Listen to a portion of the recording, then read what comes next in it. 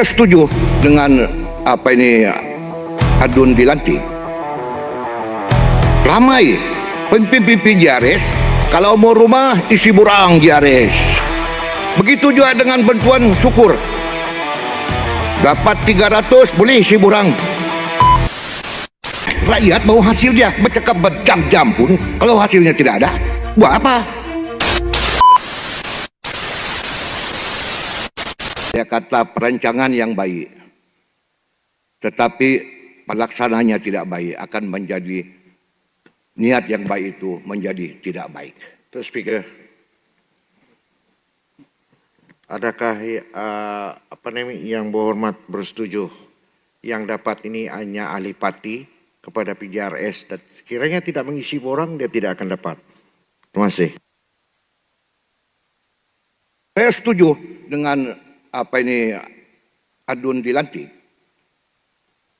Ramai pemimpin-pemimpin JRS, kalau mau rumah isi burang JRS. Begitu juga dengan bantuan syukur. Dapat 300 boleh isi burang. Dengan isi burang tanpa hati tidak akan ada apa-apa keuntungannya. Sebab itu di dalam parti saya kita tidak begitu.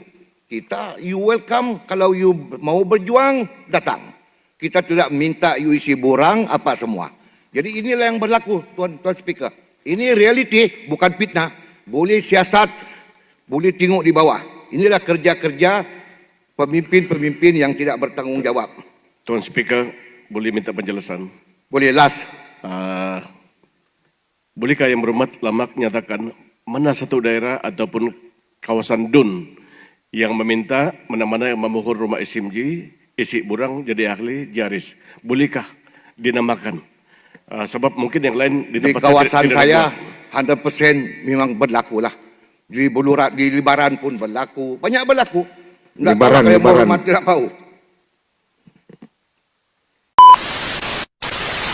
Rakyat mau hasil dia, bercakap berjam-jam pun kalau hasilnya tidak ada, buat apa?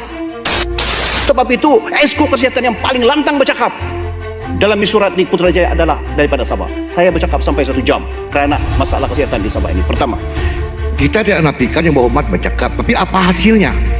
Supaya rakyat mau hasil dia, bercakap berjam-jam pun kalau hasilnya tidak ada, buat apa?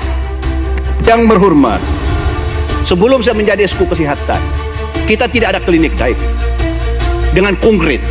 Sekarang kita ada konkret lebih kurang 100 lebih. Dulu klinik kayu, sekarang sudah klinik konkret. Setiap tahun kita dapat 43 juta peruntukan. Pertama. Yang kedua, dulu tidak ada kerjaan terdahulu pun yang memberi bantuan kepada Esko Kementerian Kesehatan JKNS. Hanya kerjaan SNG saja yang memberi 8 juta kepada Kementerian Kesehatan sebagai sumbangan kerjaan negeri kepada federal. Dulu kerjaan tidak ada. Saya dipahamkan kemarin sumbangan parti sebelum dan baru 1 juta saja. Di bawah SNJ ada 8 juta.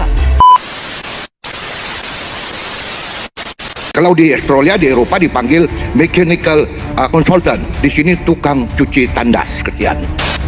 Saya rasa sudah tiba masanya untuk kita memperbanyakkan sekolah-sekolah TVET di negeri Sabah ini. Sekarang ini ada 4 atau 5, tidak mencukupi. Jadi pelajar-pelajar kita ini, dulu TVET ini, sekolah-sekolah teknikal ini hanya dikhusus kepada mereka yang tercicir daripada sekolah. Tapi hari ini dia menjadi tuntutan sekarang. Sebab keperluan. Macam di Australia, di Eropa, kita ada sini. Kalau di Australia, di Eropa dipanggil mechanical consultant. Gaji allowance dia pun 1 jam 80 USD. Jadi apakah kita akan ke arah itu? Terima kasih. Pandangan yang bernas daripada Lamak yang berhormat, memang ini juga antara fokus kita karena inilah yang diminta oleh yang berhormat pengurusi kepada TVET negara dalam mesyuarat berkenaan, dan beliau juga meminta kita fokus terhadap perkara ini, termasuk mengadakan program TVET di sekolah-sekolah biasa, termasuk di sekolah agama, sekolah menengah agama.